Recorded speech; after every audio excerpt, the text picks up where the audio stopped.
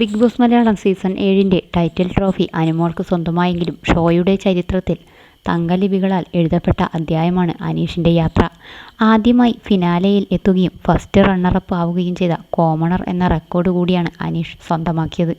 ലക്ഷക്കണക്കിന് ആരാധകരുടെ ഹൃദയം കീഴടക്കിയാണ് അനീഷ് ബിഗ് ബോസിൽ നിന്നും മടങ്ങുന്നത്. ഇപ്പോഴിതാ അനീഷിനോടുള്ള പ്രേക്ഷകരുടെ സ്നേഹം അവസാനിക്കുന്നില്ല.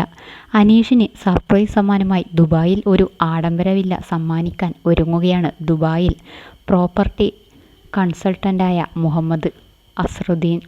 ജനങ്ങളുടെ മനസ്സിൽ വിന്നർ അനീഷേട്ടനാണ്.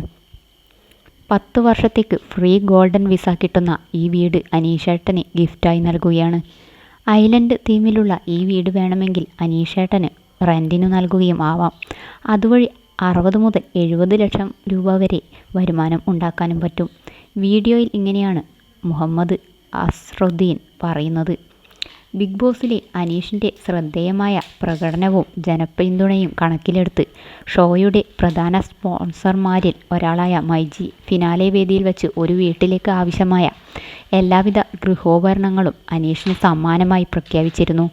മാത്രമല്ല, സർപ്രൈസ് സമ്മാനമായി ഏകദേശം 2 ലക്ഷം രൂപ വിലമതിക്കുന്ന ഗാലക്സി ഫോൾഡ് 7 മൊബൈൽ ഫോണും അനീഷിന് സമ്മാനിച്ചു.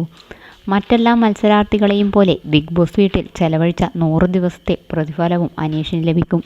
ഓരോ ആഴ്ചയും നിശ്ചയിച്ചിട്ടുള്ള ഈ പ്രതിഫലം 100 ദിവസത്തേക്ക് കണക്കാക്കുമ്പോൾ ലക്ഷങ്ങൾ വരും.